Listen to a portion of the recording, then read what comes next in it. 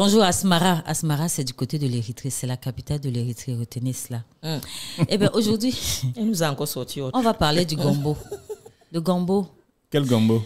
Le gombo, le condiment, le gombo. Ah, le gombo. Parce que quand on parle gombo, c'est plus argent, quoi. Ça a une connotation. On parle du gombo, le condiment qu'on trouve au marché. Le légume, en fait, c'est un légume.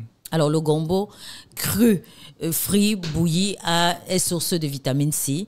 Et c'est un élément qui contribue à la santé des os, des cartilages, des dents et des gencives.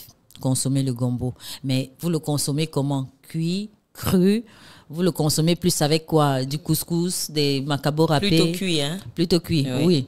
Avec quoi? Plutôt cuit avec le couscous. Ah, voilà. Ah, oui. Mais on peut manger le gombo autrement. C'est vrai, on peut le manger sauté peut-être. Par exemple. C'est un excellent régulateur du cholestérol. Très pauvre en graisse et très riche en fibres. Il permet de lutter contre le diabète.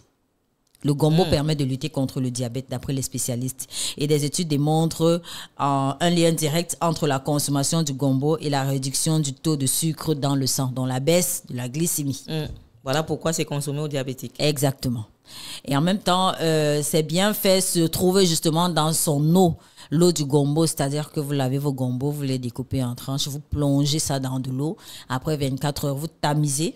Cette eau-là, vous la buvez un verre le matin, un verre le soir. C'est pour les diabétiques, ça. C'est pour baisser le taux de glycémie et vous permettre d'évacuer, n'est-ce pas, le cholestérol que vous aurez, n'est-ce pas, emmagasiné pendant vos repas en journée ou la veille. Également, c'est l'assurance d'une bonne lutte pour le cholestérol. Également, boire l'eau du gombo et manger les graines de ce régime est conseillé justement pour les spécialistes. D'après des études, il permet de stabiliser la glycémie, je le disais tantôt, grâce à son indice glycémique. Voilà, il permet de stabiliser donc la glycémie du diabétique. Et il se cuisine de plusieurs manières. On peut le manger cuit, à la vapeur, frit, sauté ou encore, bouilli. Mais moi, je le préfère dans une sauce aux noix avec un petit porc épic à côté et le macabo râpé. De mieux en mieux. Oui.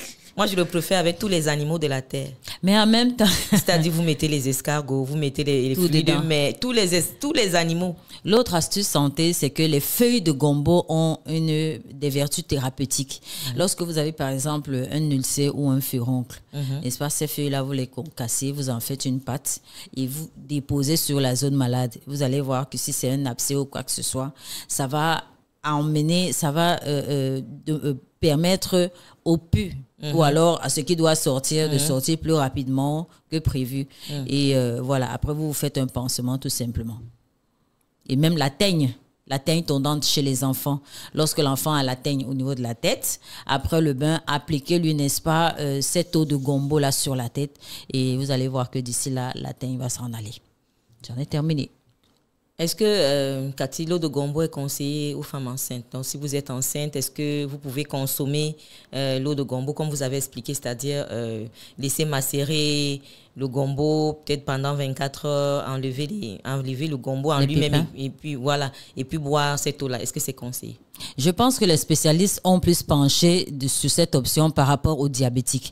Vous imaginez toutes les difficultés qu'ont les femmes enceintes à ingurgiter quoi que ce soit, surtout quand c'est gluant et qu'elles sont dans cet état de gestation-là.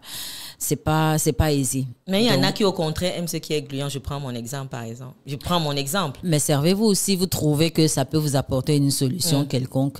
Ne vous privez pas. Donc, ça veut dire qu'il n'est pas nocif, en fait. Non, il n'est pas nocif, encore qu'il est naturel. Ça ne sort d'aucune usine. Voilà. Alors, ça, c'est noté. Chez nous, on dit que les hommes ne doivent pas trop manger le gombo. Voilà, j'allais en venir. Pourquoi? Mais moi, j'en sais pas. C'est lui qui nous informe. C'est pas moi qui dit qu'on dit. Est-ce que c'est moi alors? Moi, je parle de ce que les spécialistes trouvent. Les spécialistes ont pensé que les gombos, n'est-ce pas, contribuent à la santé des os, des cartilages, des dents et des gencives. Maintenant, si vous dites que les hommes n'en mangent pas, bon, allez voir si vous n'aurez pas l'ostéoporose d'ici là parce que votre cartilage ne tient plus la route, vous n'en consommez pas. Ne vous privez pas de gombo, surtout quand c'est la saison. Faites-en en sauté avec du poisson fumé ou avec de la viande. Ou alors, faites-vous simplement un petit bouillon. C'est-à-dire avec, je sais pas moi, du poisson poisson que vous émettez, vous jetez avec un peu de sel, vous y ajoutez votre gombo et vous tournez légèrement le gari à côté. Ça passe. C'est très bon. Comment? Au cross. Un légume. Mais un gombo qui glisse ou... J'ai parlé du gombo, le condiment, pas l'argent. Non, mais un gombo. Voilà, je dis un gombo qui glisse. Il y a des gombos, il y a un gombo qui n'est pas gluant. Qui n'est pas assez gluant. Un peu moins que les autres. S'il n'est pas gluant, il y a plusieurs variétés, il est solide. Oui, s'il n'est pas assez gluant, parce que tous les gombos sont gluants, mais il y a... Mais pour le rendre gluant, on y ajoute un peu de sel germe ou à défaut du bicarbonate de soude. Oui, c'est ça l'astuce. C'est ça qui permet, n'est-ce pas, que son caractère gluant soit... Alors, on peut le couper de cette façon. Exactement. Il passe bien. Ouais. Et tout comme vous pouvez le couper et le passer au mixeur, ça dépend. Bien Ou alors, vous faites son grand-mère, vous tapez ça sur la pierre. Ça passe. Oui. Dans une bonne sauce d'arachide aussi. Voilà. Avec tous les animaux. Tu disais que tu n'en mangeais pas trop. Non, j'ai dit qu'on dit chez nous que... Avec une bonne boule de couscous. Le goza. Oh, manioc, maïs. Voilà les feuilles de gombo, justement. Aïe. Donc, c'est ce que vous écrasez, vous imitez, et puis vous appliquez sur le furoncle ou sur la pizza. Vous êtes sûr que c'est les feuilles de gombo là-bas? Ça, c'est les feuilles de gombo, non. Non, il pas. On a grandi tous au village. C'est le gombo qui vient de l'Inde. Ou alors c'est le roi des arbres que Varios a confondu. Bon. De toutes les façons, on a vu le légume. Le message est passé. On a vu le légume gombo que tout le monde connaît, qu'on trouve dans les marchés à toute saison, parce qu'il faut le dire. Hein. À toute saison. Oui, à Douala, moi qui ai mangé le gombo, je connais quand même les feuilles de gombo, parce qu'on mange ces feuilles aussi. Oui. Les feuilles de gombo. Ça se mange tout comme les feuilles de baobab, par exemple. J'aime bien manger les feuilles de gombo dans la sauce d'arachide. L'arachide, avec le manioc. Un manioc bien doux.